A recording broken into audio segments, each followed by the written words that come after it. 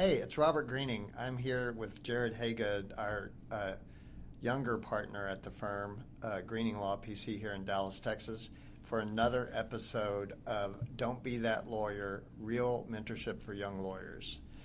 Well, the negative comments continue on our social media, which is cracking me up because, I don't know. I think there's some people out there that don't appreciate what we're talking about, but we have some positive comments too, so I'm happy for those too. I thought today would be interesting because Jared is 20 some odd years younger than me, and I wanted to hear from him about sort of what we've been talking about on our podcast, see if he agrees or disagrees. He's not afraid of me. He'll tell me if he disagrees with something. That's how we are so successful here at our firm, because we work well together.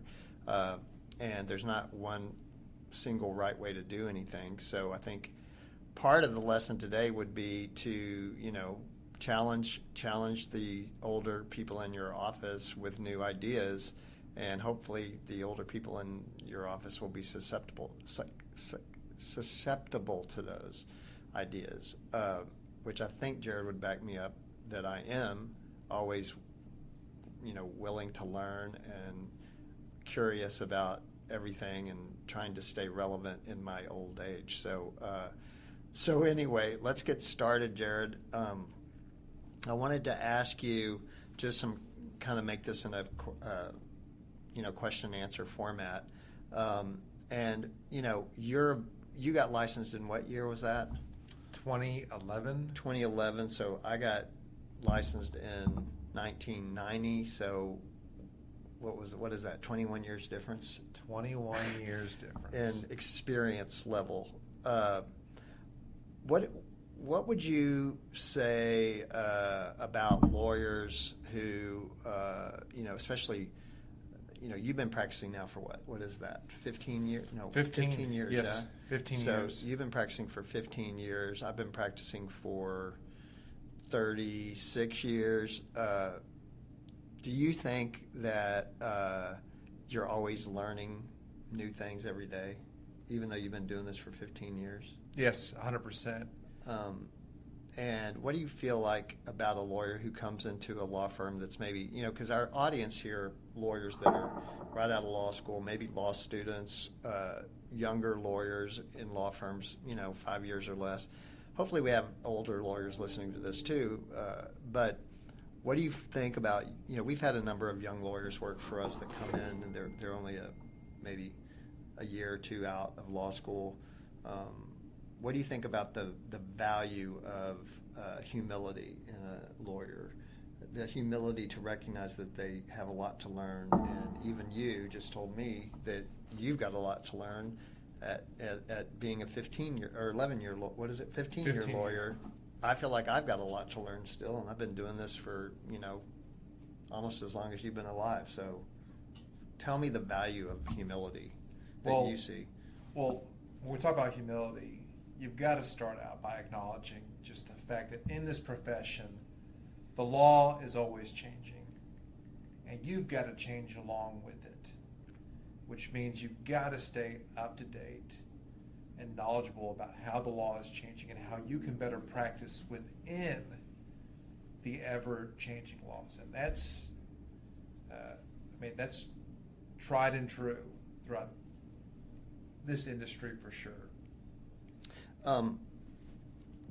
What are some mistakes that you feel like you made early on in your practice? And I'm not talking about specific case mistakes. I'm talking more about just, being a lawyer as a young lawyer in an office or a firm. What were some mistakes that you felt like that you made that you would like to share with our listeners? Don't make these mistakes as a young lawyer. Well, for one thing, what I would tell each of our listeners is that in order to understand my answer, you got to know a little bit of background about me. So I was the first one in my family to graduate from college, and there were no lawyers in my family, okay? Which means that I didn't have anyone really mentoring me throughout law school and even when I went out to law school, or when I graduated from law school, which that would have been very, very helpful for me, because I was just taking things when I was young as they were coming at me, and I was getting excited, but I didn't have that knowledge, right? Robert keeps talking about how you got to keep learning. Well, one way that you can keep learning when you're young is by simply having a mentor to explain to you how the realities of the world and law firm work. And that was something that I was missing. Instead, without that knowledge, I would just dive into head first things without knowing how deep is this well here. And then pretty soon I found out, oh shoot, this is a lot deeper, which if I had a mentor, they could have said, hey, you know what? Probably want to try this over here before you jump into that. And I would have found the water was a lot calmer and a lot shallower. And I would have gotten to where I ultimately got to much quicker, safer, and with a lot of less stress. Yeah. How would you say that, I think it kind of goes together, how would you say that young lawyers should build their credibility with not only judges if they're in litigation, but also credibility in the realm of practice in whatever city that they're in, with opposing counsel and that kind of thing? Well, always try to get along with your opposing counsel. I like to think that most of the opposing counsel that we deal with in our cases tends to think of me favorably.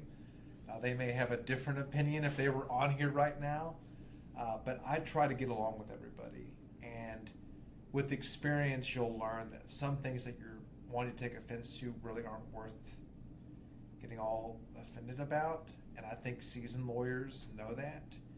And if you communicate with the other side and, get those concessions, and they'll work with you as long as you're able to work with them too. Mm-hmm. For example, if a lawyer asks you, hey, can I get an extension on discovery requests? Well, some young Rambo wannabe who wants to take on it and impress his boss may say, no, the rule is this. Guess what? Later on down the line, maybe not that case, maybe another case down the line, you're going to need an extension on discovery. And it may not be your fault of why you need that extension. Yeah. But then you're going to have to ask for that. And the same thing is true with the courts. The judges, you read all the ethical rules and the opinions, and you just listen to hearings. Guess what? Judges want to see the parties talk and compromise where need be. They don't want you coming down there with some ticky-tack stuff that the judge wants to say, why didn't y'all talk about this? Why are you hearing from me with this? This should have been something that could have been dealt with over a 5-minute or a 10-minute call. And I've had several cases where I've dealt with opposing counsel to where they just will not agree or be willing to compromise on anything. And you know what happens? The judge tends to frown at them. And that's a reputation that you do not want to have with judges. Yeah. One of my mentors told me one time that, it's good to get to know your opposing counsel a little bit and find out the human qualities that they have. Like, do they have any kids? What do they like to do in their spare time? Where do they go on vacation? Just little tidbits of personal information, and share those with opposing counsel as well when you're talking on the phone or you're on a break at a deposition or what have you. I mean, we're professionals. We're hired by our clients because our clients can't get along. And so they've hired us to, mend their dispute or fight their dispute out or whatever it is, so they don't have to fight it out, right? But that doesn't mean that we're supposed to be disagreeable with one another. Our job is to be there for our clients, but we're not personally involved in the situation. So it's always better, I think, and you're going to get to resolution sooner if you can agree on things and if you can get along. And it's easier to get along and agree on things when you know each other a little bit. And there's nothing unethical about that. And as a matter of fact, you're going to cost your client a lot less money, especially if you're billing them by the hour, if you get along instead of fighting out every little thing. And that's really your ethical obligation, is to get things moving along and get to resolution of whatever the dispute is, whether it's through settlement or going to trial. But get there. Don't belabor the point by billing them to death because you aren't going to agree to anything and have to duke it all out. So I think that's super important. And it's harder for lawyers to be disagreeable with one another if they personally know each other and personally know things about each other. It makes getting up in the morning and working on a case a lot more pleasant, than always having to be fighting all the time about things. So, Jared, I'd like you to kind of discuss a little bit about old school lawyering, or not really lawyering as much as it is sort of day-to-day just practice, office practice. It is lawyering too, but like the old ways, the old school ways versus these new ways that are coming forward with AI and all that kind of thing. And also even all the electronic files that we have. And we've had electronic files for a long time, but it just seems like that they're getting more and more efficient in us being able to use them. So just, I can tell, I want you to tell the way it was when you first started versus now, and then I'll tell the way it was when I first started, and then I think people can have some perspective about just how fast all this is moving. Sure. Well, to start off, the old school ways are tried and true ways. I don't think there is any really replacing the old school methods. So because when you say old school methods, what do you mean? I mean by actually doing the work and reading the cases. Yeah. So many times now, with all these newer ways with AI, people aren't reading the cases.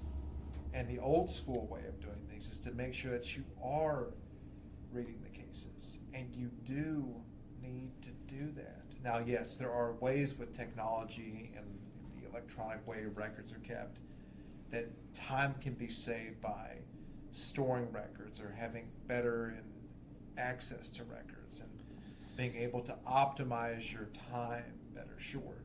But the tried and true ways still remain. The lawyer who goes in prepping for trial or a hearing, doing just AI only, is going to get schooled by a seasoned attorney who spent the time going through and reading every line multiple times through documents. Because you know what? They're going to be ready to jump at the outset, and they're going to be able to be ready to adjust on the fly. Whereas if you used only AI, you're going off of just whatever AI told you. You don't have any of that information stored up here. So there are some new school ways of doing things which are better for your time, but the old school ways, the tried and true method of making sure that you're reviewing all the documents, reading the depositions, not just the deposition summaries that AI did for you, but because guess what? AI doesn't always get it right. All right? You can read many judicial opinions out there, or your ethics magazine where lawyers are getting sanctioned for putting cases that never even happened that they got on AI. So just keep that in mind. Make sure you're verifying what AI is telling you, but also do the work. What would you say a habit of a young lawyer should be that would help them earn respect of a partner or a senior associate or something like that? What's a habit that they should perfect to earn respect? You should be the hardest worker. You should have exquisite work product. Talent, be the person, be the ultimate resource for the partner. If the partner has assigned you some cases or some assignments, you be the one knowledgeable with the answers, ready to go. So if that partner has any sort of question about that case, boom, you've got the answer to it. And the same thing goes with other lawyers in the practice. You be the one, okay, hey, this witness I'm reading about is talking about witness A, B, and C. I know all about witness A, B, and C. They're X, Y, and Z. Be the one, Johnny on the spot, willing to jump and do that, and be the knowledgeable resource. Because then guess what? That partner is going to start trusting you more. Whereas the people that don't, not going to trust them as much anymore. When it comes time when they start discussing raises, you think that partner is going to want to talk about the raise for the people that did not know the answer to questions that they wanted to know the answers to? Or are they going to be willing to talk about raises about the person, hey, we need to keep this person around. Become invaluable. Become indispensable is what I would say. Well, and also what, I've said the same thing, and I want y'all to know we did not even rehearse this. You can probably tell we didn't rehearse this, but, Jared's saying all the same things I say, and he's a lot younger than I am. But the thing about it is, okay, if you don't like what we're saying, because some people don't, because they say things like, well, why should I be indispensable? Because, the man's just going to get all the money and, then I get fired or I get whatever. That's just not true, because when you're a business owner of any kind and you have an employee that becomes indispensable, then that employee becomes very valuable to the business owner. And not only that, but as a lawyer, if you're in a firm that's billing, or even if you're on a contingency fee situation, the person that's the rainmaker, that's bringing in a lot of the business, which is usually the partner, they need help with their work. And if they've got a bunch of younger lawyers to choose from to do that work and get to bill on that file or get a piece of that contingency fee, they're going to pick the one that's indispensable. So you're going to make more money for yourself that way. So it just makes sense. If you're in the game, if you're in this to make money, that's the way to do it. If you're in being a lawyer to not make money, which a lot of lawyers are, that's fine too. Why wouldn't you want, though, to do the best job that you can do and, earn the respect and that you deserve by being the best lawyer that you can be? So, can I add something on that yeah. real quick? So I once heard a line when I was a young attorney on kind of what he was talking about. It was about a situation where a lawyer wasn't really concerned about the money he was getting. And so it was kind of a back and forth between this younger lawyer who was thinking more about the impression that he could make on the world through his work. Not so much about, the impression his work made on his wallet, right? And that's okay. We need people like that out there, right? So the older lawyer then turned to him and said, well, he said, if you're going to do this, you might as well be great at it, right? So I think that's another point that Robert is kind of getting at, that be great at it.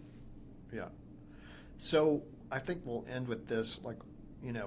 Jared and I both are always trying to improve our firm by, improve the processes and systems that we have here. We're also really invest in the people that work here at the firm, when we try to help them be the best that they can be by promoting them, but also by getting them the training that they need so that they can better do their job. But then, and then a lot of times we have people that come to us and say, hey, I've got a new opportunity. I think I'm going to take that. What do you think? And if I think it's a great opportunity, I hate to see people leave, but I want people to rise up and do the best that they can do. So we're all about that. And we're also always trying to improve ourselves, both by being better at what we do, but also being better leaders and just better husbands and, better citizens, if you will. So what would you say, Jared, is one habit that you've, tried to start, that you've been able to successfully continue, that's really helped you in your practice or in your personal life?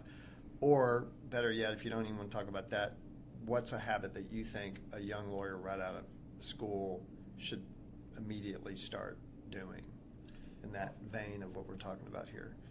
Oh boy, it's a big question. So I'm going to answer that just in a couple ways. Number one, when I was a young lawyer, I allowed myself to allow the burdens and feelings of the law get to me, to where I would just take it on along with all the stuff that life throws at you. And I developed some unhealthy habits like eating too much, and really, if we're being honest, you're drinking too much. I would definitely be cognizant that this is a stressful industry and develop some healthy habits. Yeah. Exercise, walk in the morning, walk during the day, but also take care of your body too. that is one thing that I would tell all young lawyers, I mean, young and old lawyers, Yeah. to be cognizant of and develop healthy habits. Because at the end of the day, you can't serve your clients or your partners or whoever you're working for or your families if you're not taking care of yourself. So it really starts with you. I agree with that. All right. I can't wait to hear your comments and suggestions on this episode, and we look forward to seeing you guys next time.